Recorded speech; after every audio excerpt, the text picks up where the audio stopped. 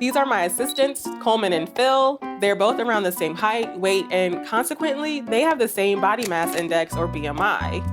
But if you split them open, Damien Hirst style, or just compare the results of their body scans, you can see a slight difference. Phil has more body fat than Coleman, and Coleman has more muscle than Phil. Although BMI is a popular measure to assess if a person's weight might be putting them at risk for obesity-related diseases, its results can be pretty misleading and less nuanced than we'd like.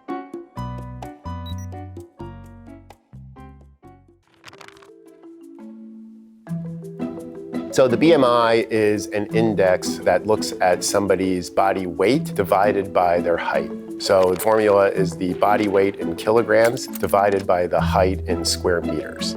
18.5 and below is underweight, 18.5 to 24.9 is your healthy range, 25 to 29.9 is overweight, and a BMI over 30 is classified as obese. With the idea being that the taller somebody is, the more they should weigh. Kind of weird how a single decimal point can separate being overweight from being obese. The major problem with using BMI as a marker of health when it comes to body weight, because it penalizes you if you have a lot of muscle and you're healthier. Let's use professional athlete Marshawn Lynch as an example.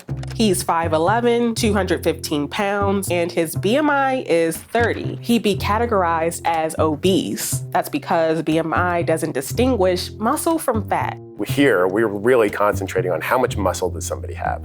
Because muscle, it's the metabolic engine, it's the thing that burns calories. And the more muscle you have, the easier it is for you to stay at a lower, more healthy body fat percentage, not necessarily a BMI. In this way, BMI's reliability as an indicator of health breaks down for athletes like Lynch.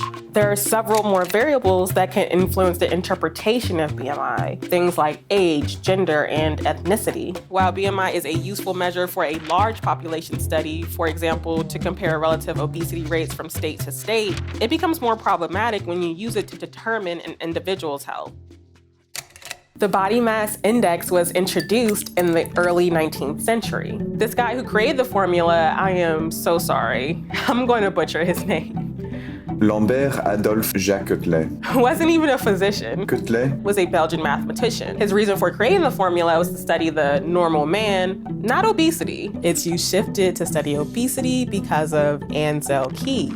In 1972, Keys used the formula in his Indices of Relative Weight and Obesity study, renamed the formula to Body Mass Index, and from there the new measure caught on among researchers. Over the years, its use in the health professional field grew, and it's pretty much stuck around since. It's easy to use, cheap, fast, and it's right about 80% of the time. So even though BMI has stuck around for more than 200 years, it's not the be-all and end-all health indicator. There are more effective ways to assess body composition and overall health. Hydrostatic weighing or underwater weighing is an option, along with MRI scans and using waist-to-hip ratio. Medical tests like checking blood pressure, glucose levels, resting metabolic rate can further give a clearer picture of overall health. I went to George Washington University and lab director Todd Miller showed me another way, using dual energy X-ray absorptiometry or DEXA image. It measures total body composition, including fat mass, lean body mass, and bone density. So the green is the areas where the body is very lean. The yellow are areas of moderate fat, and the red are areas of high fat. But this person was here July 3rd. She had 72 pounds of fat and 109 pounds of muscle. And in December 27th of this year, she had 37 pounds of fat and 115 pounds of muscle. Using this chart, you can see if this person stepped on a scale, they'd only see they'd lost 29 pounds. What the scale wouldn't say is that they gained 6 pounds of muscle, and BMI wouldn't say that either. So even if two people have similar BMIs, that one number will never truly give either of them the full picture of their overall well-being. BMI is an indirect measurement of one aspect of an individual's health. So while it can be helpful, it shouldn't be the only way to understand the human body.